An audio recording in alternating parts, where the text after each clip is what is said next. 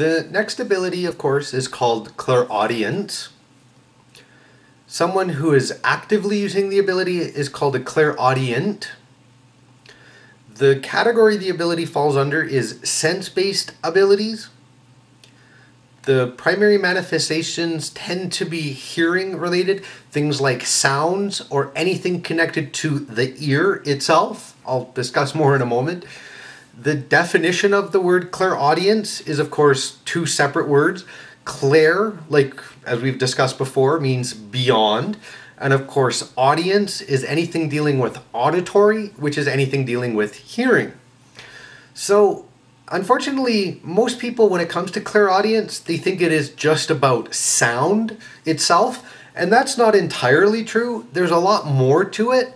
As I said before in the manifestation, it also includes things like anything connected to the ear.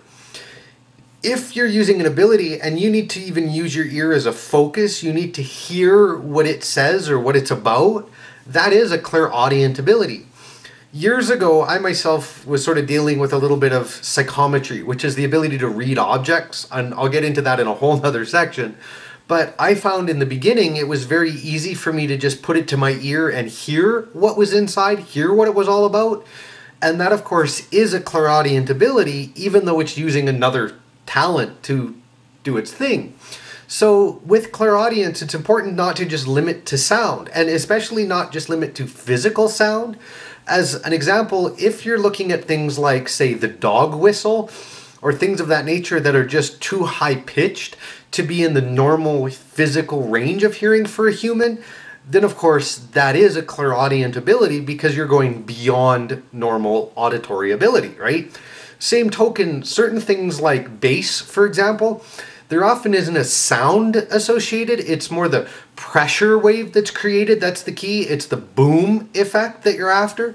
So if you can actually hear some of that, it's, again, clairaudient because that's outside the range of physical hearing. Even though you can feel it and hear it somewhat, there's a lot more to it than just what we can feel with our flesh, right? The pressure that we can feel. So those are all clairaudience. Now, just like clairvoyance, what's happening, clairaudience is about getting information. It's about translating, right? So the same basic things are occurring, that you're getting a sound or something related to hearing in a way that has a specific defined meaning. For example, looking at, say, like movie ideas, right?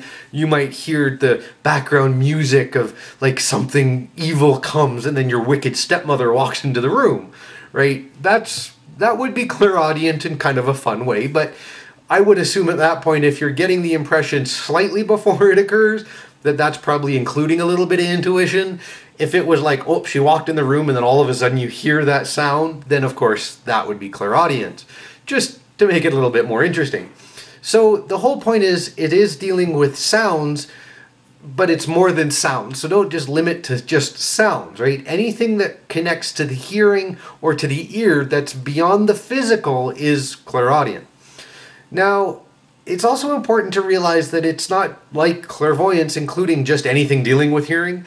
Like, if I can hear someone else's thoughts, for example, that is not a clairaudient ability. That's a whole nother talent altogether.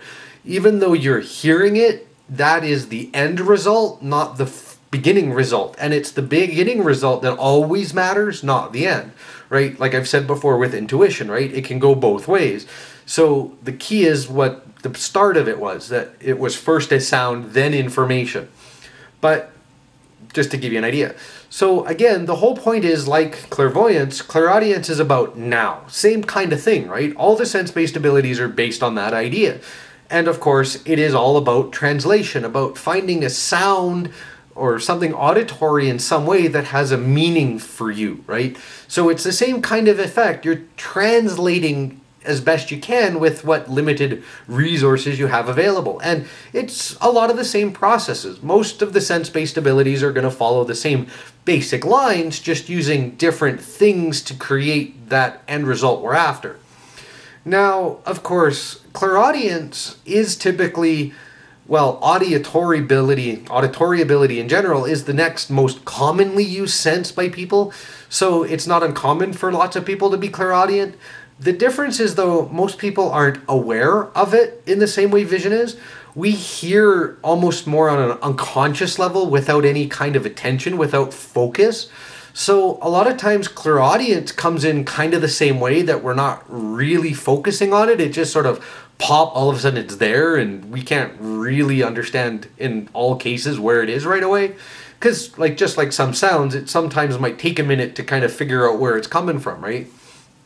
Now, clairaudience is also a little bit difficult because, of course, there's social implications. Like if you're hearing voices, that could be the result of a mental dysfunction, not clairaudience, but you could be labeled as having a mental dysfunction when in fact it is clairaudience.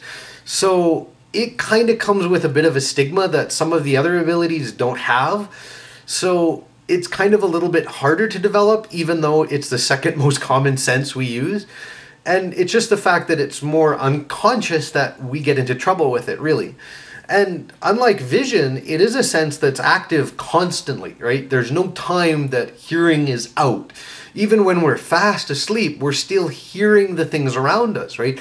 That's where ideas like you can learn unconsciously in your sleep by playing auditory whatever, right? Listening to music or reviewing your notes on a headset for school while you sleep, right? The hearing is always going on. It's just a matter of how we relate to it that allows us to use it in one way or another. So it's kind of important that, because of course it doesn't just always pink, there it is, like vision does. So it can be more subtle, and it's just as powerful, but just less conscious. So it can get a little complicated.